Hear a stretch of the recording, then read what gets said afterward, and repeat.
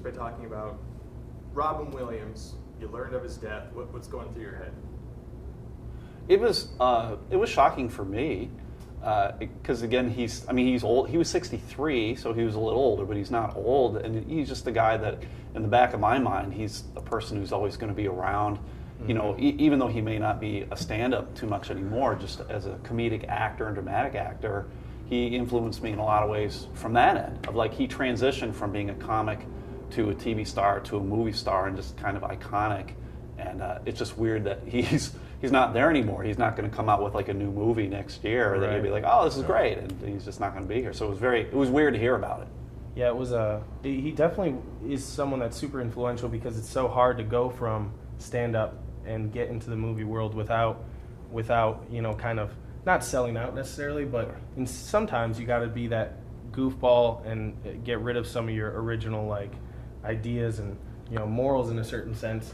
And Robin was able to do it without doing any of that. It seems like and he could do comedy just as well as he could do dramatic roles, and it was just always amazing to see. I don't remember seeing a movie with him in it and being like, well, he was crap. Like, yeah. I even like Flubber. Like, come on. Yeah. It's good. It's all fun. He had the ability to make everybody laugh at one point or another. Right. He could get to you, and it's the whole strange range. thing. Yeah. Well, I saw the report. I saw dead at 63, and my initial thing was, how? Sure.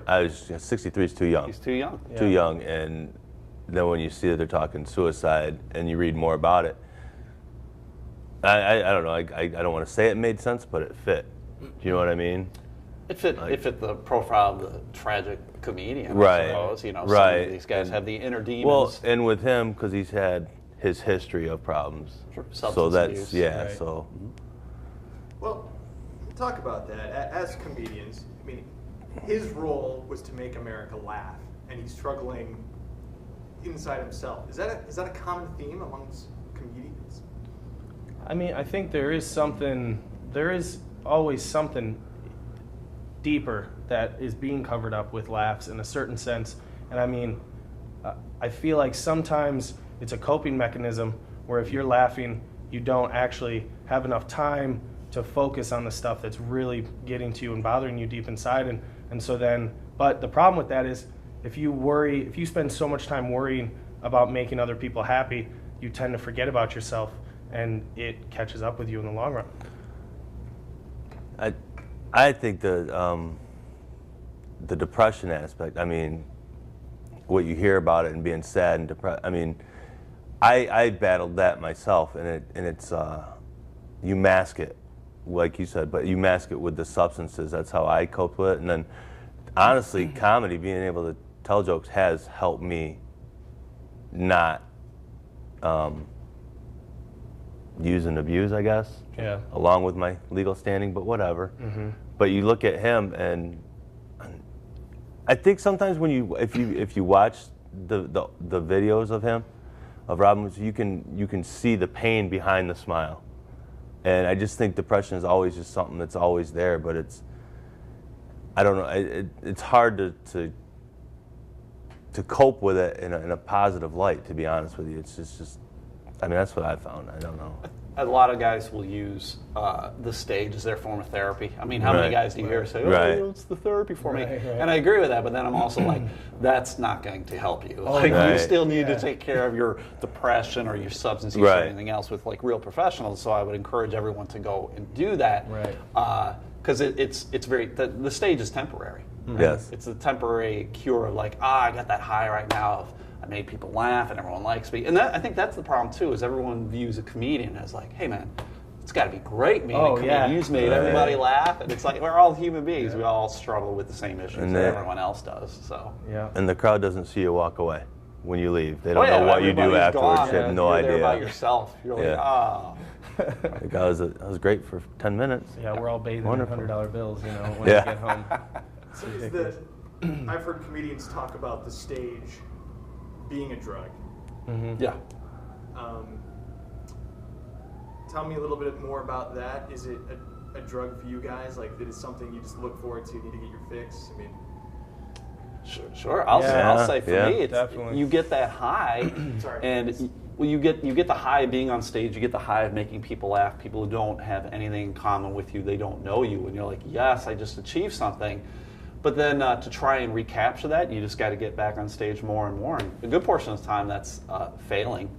Everyone bombs, everyone eats it, and so then it's like I still need to get back on stage and prove myself and get that high again. So it's a very strange profession that we put ourselves at risk so much for ridiculing. Yeah, for ridicule, and there's not a lot of reward to it. No. Yeah, you get that show every once in a while that it really makes you feel good, and you gotta find a way to stretch that past and over the other shows where you go up there and you start questioning yourself. Right. Sure. You start questioning the decisions you made in being a comic, but then there's just something about those nights when you just hit it just right and something's going just perfect, that you forget everything else. You're up there, the lights kind of blind you out. You're seeing maybe some smiles. It doesn't even matter. It's all just gone, and you just walk away with such a high that you just want it again. Explains a lot of people. Yeah. Keep coming back to it, but you get that the first time you get that big laugh on stage. And to equate it, because the question is about, is it like a drug? It is, because it's you keep trying to get that feeling back from that first time, like an addict would do with certain, they call it chasing the dragon. Right. And you're chasing that first laugh. You want that big laugh, that big reaction one more time. Or bigger laugh. Or bigger. Yeah, what's going to top it? Yeah, exactly. and you keep wanting. There's, it's never really enough. No. Right. Like you want more and more, and so then you just keep pushing yourself. And there are those nights though that you leave, and you really are just like, oh man, I don't know if I'm gonna get back up there for a while. Yeah, you question yourself. Like, was it worth it? Was it worth the 8-hour travel, sleeping in a Motel 6, eating Burger King all day or whatever? Yeah, you begin to question like your own sanity of like, is this the life choice I want to make? Yeah. You guys dealt with a comedian that, like Robin Williams, that were very high energy, and you saw his other side? I don't know any necessarily specifics. Yeah. I know people of the sort, but not. I wouldn't say like stand-up comics necessarily that I know that are super high energy or I don't know, because I was about to say, or like you could tell they're masking something deeper, but yeah, I mean, like I said earlier, I think there's a little bit of darkness and pain in most stand-up comics, and they find their different ways of dealing with it. But I just see a lot of guys who they throw everything they have on stage. Right. They have all this energy. They're like when you see and deal with them off stage, and then you see them on stage, like where did all that come from? Right, like, right. The energy, they're flop sweat, they're yelling, they're high kicking, they're doing all sorts of, and then off stage, it's like they're just spent. So it's almost like this crazy bipolar kind of thing going on with them, where this is what I need to do on stage to get out whatever I need to get out. Right. Right. I agree with that. Mm-hmm. Do you think, and you kind of already addressed this, but the general populace versus comedians, are you guys just regular people?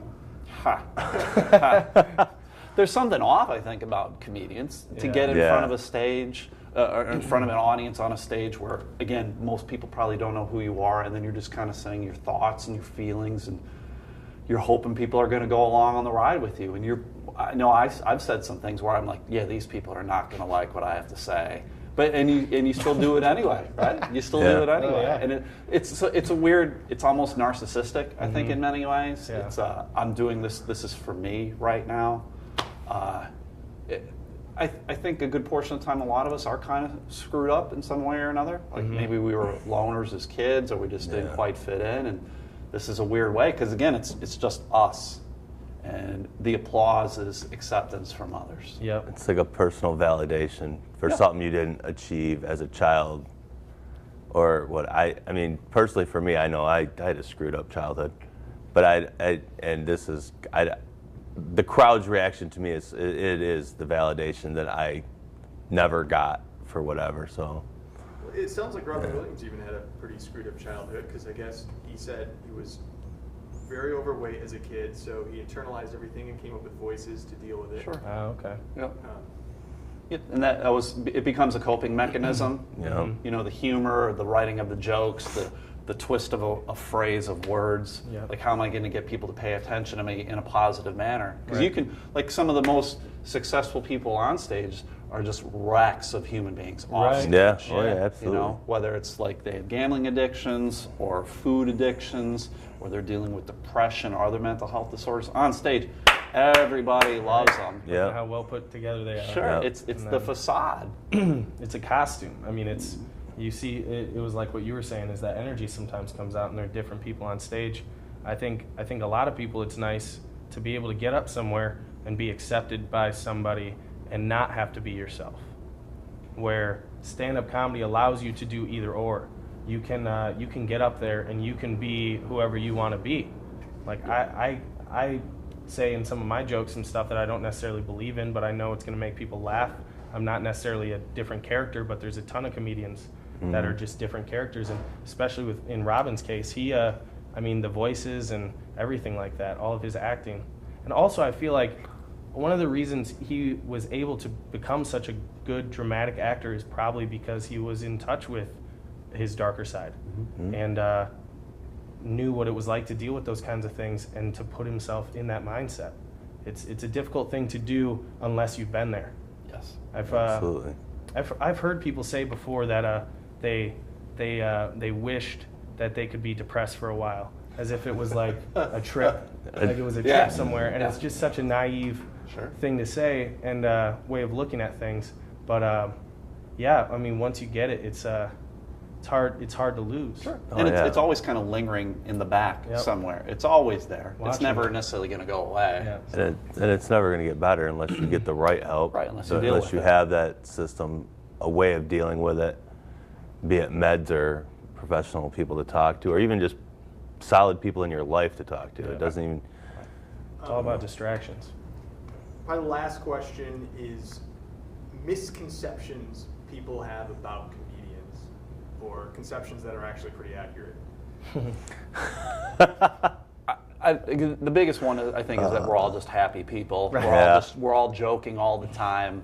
And You're always on. Yeah, we're always on. It just doesn't work that way. Yeah. You know, we want to do it on stage, and we'll tell some jokes off stage. There's nothing I find more annoying than a comic who doesn't turn it off. Just, Right. Yeah. Just be yourself off stage. Be yourself off stage. Especially around other comics. I could almost see it more if you're like around regular people that don't really know what's going on. You're like yucking it up. Right. But when we're in the back hanging out and it's all just comics and you're still throwing that, you're so on. It's like, come on, man. Like, Sure. you know, you can just let it down. Let the Yeah. guard down. We're not gonna. We we're just not here we to- just saw what you did. We don't need it. Right. We don't need the Right. DVD extra right now. Let it go. Yeah. Let it go. Exactly. Yeah. All right, anything I'm missing you guys want to still talk about? Anything? I would just encourage people who feel they are maybe dealing with depression or any mental health disorder to kind of seek out services in King County. There are a lot of services in King County. Yep. They can call Network 180, the CMH in town, and then there's the two mental health hospitals with Forest View and Pine Rest, numerous other counseling agencies within the county. So it's take advantage of what's available to us here in King County. We're very lucky to have it here. And Oh, go ahead. and on a personal side, don't be afraid to ask for help. Yeah. Don't think that you're the only one, I was not. just gonna say you're not. because I deal with it all the time. So don't think you're the only one. Just get, like Stu said, there's places. Seek the help that you need, because without doing that, nothing's going to get better.